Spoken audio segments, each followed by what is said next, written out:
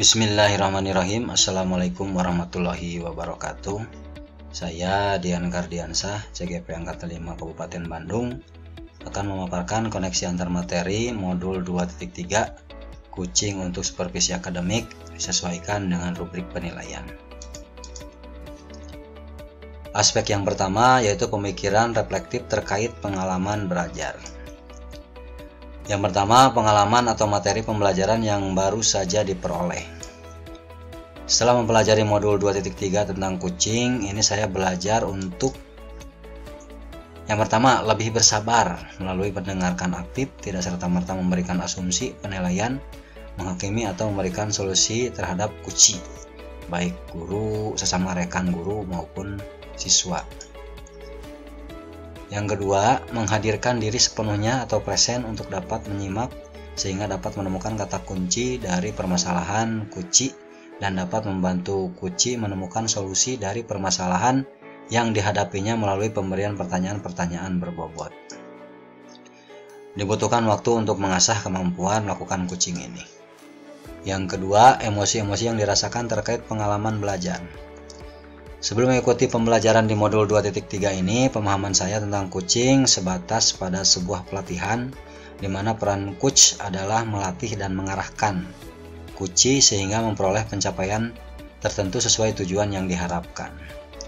Setelah belajar mengenai konsep kucing, saya baru memahami bahwa proses kucing adalah kegiatan percakapan yang menstimulasi pemikiran kucing dan memberdayakan potensi kucing. Seorang coach bukanlah penentu atau pemberi solusi atas masalah yang dihadapi kucing.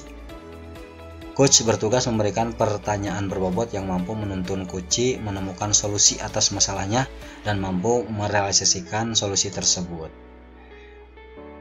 Saya juga cukup senang karena merasa terbantu dengan adanya pengetahuan mengenai tahapan kucing melalui alur Tirta, yaitu menentukan tujuan, identifikasi masalah, rencana aksi, dan tanggung jawab. Yang ketiga, apa yang sudah baik terkait dengan keterlibatan saya dalam proses belajar. Banyak hal yang sudah saya pelajari melalui modul ini dalam melakukan proses kucing dengan baik, yaitu kemampuan untuk yang pertama, harus bisa merangkum pernyataan-pernyataan kucing dari hasil mendengarkan aktif. Selanjutnya harus bisa menggunakan kata apa, bagaimana, seberapa, kapan, dan di mana dalam bentuk pertanyaan terbuka. Berikutnya harus bisa menghindari penggunaan kata tanya. Mengapa? Karena bisa terasa ada judgement. Mengganti kata mengapa dengan apa sebabnya atau apa yang membuat.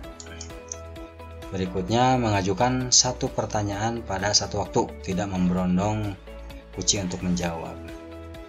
Yang kelima, mengizinkan ada jeda atau keheningan setelah kucing selesai bicara. Tidak buru-buru bertanya kembali, dengan memberikan waktu bagi kucing untuk memproses pertanyaannya. Yang keenam, yaitu menggunakan nada suara yang positif dan bisa memberdayakan. Keempat, apa yang perlu diperbaiki terkait dengan keterlibatan saya dalam proses belajar. Kemampuan yang harus saya tingkatkan kembali adalah bagaimana menyajikan pertanyaan berbobot.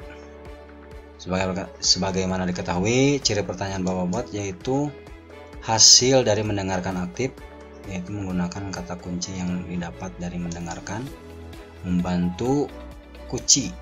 Pertanyaan yang dapat membantu kucing, membuat kucing mengingat, merenung, dan merangkai fakta sehingga dapat memahami apa yang terjadi pada dirinya. Selain itu, pertanyaannya bersifat terbuka dan eksploratif. Dengan struktur kalimat terbuka, membuat kucing harus menjawab sambil berpikir. Keempat, diajukan di momen yang tepat, tidak terburu-buru dalam mengajukan pertanyaan dan ditanyakan di waktu yang kucing sudah siap memprosesnya. Yang kelima, keterkaitan terhadap kompetensi dan kematangan diri pribadi. Guru sebagai pendidik sangat perlu memiliki keterampilan kucing agar dapat mengarahkan atau menuntun para murid untuk menemukan jati diri dan melejitkan potensi dirinya masing-masing. Dalam proses kucing, oleh guru, murid diberi pertanyaan-pertanyaan berbobot yang dapat menggali pemahaman dan pemikiran murid akan potensi yang dimilikinya, sehingga murid dapat menemukan sendiri solusi dari masalah yang dihadapinya atau menemukan sendiri langkah yang harus ditempuh untuk mencapai tujuannya. Aspek yang kedua yaitu analisis untuk implementasi dalam konteks CGP. 1. Memunculkan pertanyaan kritis yang berhubungan dengan konsep materi dan menggalinya lebih jauh. Yang pertama, ada pertanyaan apa definisi coaching dan apa perbedaan coaching dengan mentoring maupun konseling. Apa saja paradigma yang harus ditumbuhkan, paradigma berpikir yang harus ditumbuhkan saat melakukan coaching. Berikutnya, prinsip-prinsip apa saja yang harus dipegang saat melakukan coaching. Terus, kompetensi apa saja yang harus dimiliki saat melakukan coaching yang disesuaikan dengan kebutuhan dalam pendidikan guru penggerak ini. Berikutnya, apa itu alur tirta? Dan bagaimana peran guru sebagai coaching di sekolah. Kedua, mengolah materi yang dipelajari dengan pemikiran pribadi sehingga tergali wawasan atau insight baru. Dalam proses pembelajaran, guru diharapkan dapat berperan sebagai coach, di mana setiap murid pada dasarnya telah memiliki kompetensi masing-masing, dan dalam proses belajar setiap murid mungkin mengalami kendala yang berbeda. Disinilah tugas guru untuk membantu murid menemukan solusi dari permasalahan yang dihadapinya atas dasar hasil prakarsanya. Guru bertugas memberdayakan dan mengoptimalkan potensi murid, dan melalui cara tersebut diharapkan murid dapat belajar dengan bahagia dan dapat mencapai tujuan belajarnya. Yang ketiga, menganalisis tantangan yang sesuai dengan konteks asal CGP, yaitu melaksanakan peran sebagai coach di lingkungan sekolah. Coach bagi murid, rekan sejawat, atau warga sekolah lainnya tentu bukan hal yang mudah. Tantangan yang mungkin muncul, yang pertama, masih banyak warga sekolah yang belum memahami coaching, sehingga butuh waktu untuk menjelaskan dan memberikan pemahaman. Mungkin adanya penolakan dari rekan atau murid warga sekolah lainnya untuk mengungkap masalah yang dihadapinya, atau tidak adanya keterbukaan. Berikutnya, waktu untuk melakukan proses coaching, butuh upaya untuk membuat kesepakatan waktu yang untuk melaksanakan coaching. Bersepakati. Kendala berikutnya adalah coach meminta jalan keluar atas masalah yang dihadapinya. Meminta solusi dari coach, bukan dari dirinya. Oke, yang keempat, memunculkan alternatif solusi terhadap tantangan yang diidentifikasi.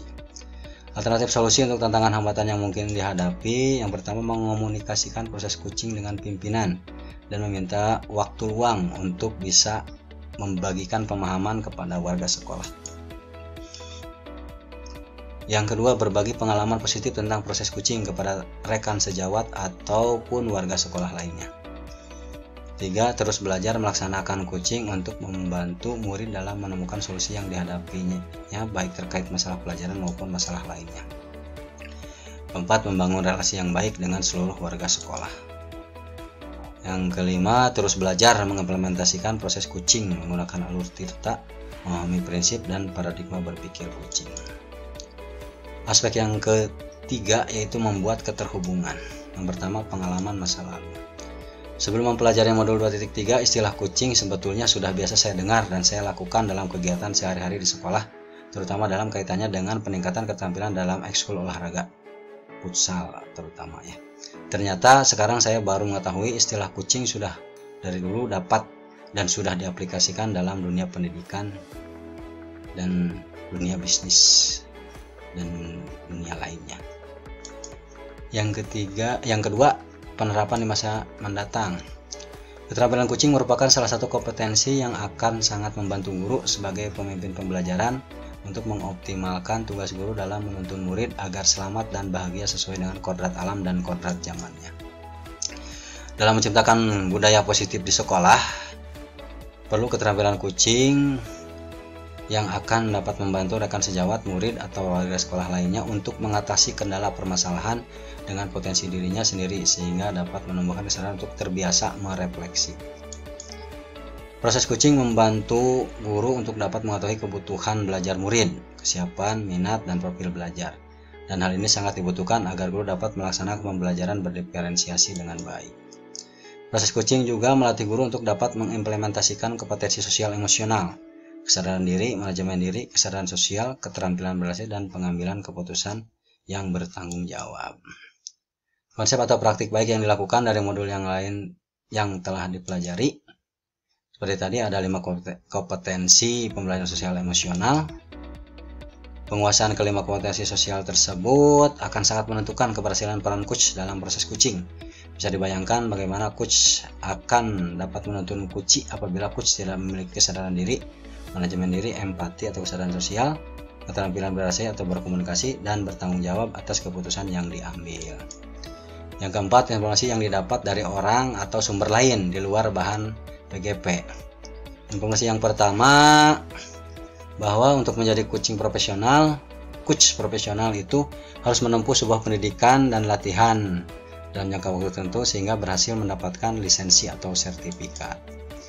Untuk tingkatan atau level penguasaan kemampuan coaching juga dibedakan seperti tingkatan dalam pelatihan bahasa Inggris. Ada kelas pemula, beginner, menengah, intermediate, dan tingkat ahli atau advance. Terus informasi yang diterima juga bahwa penghasilan coach cukup menjanjikan sehingga sudah dianggap sebagai profesi. Terima kasih, mungkin itu yang dapat saya paparkan. Lebih kurangnya saya mohon maaf, mudah-mudahan ada manfaatnya. Terima kasih. Assalamualaikum warahmatullahi wabarakatuh.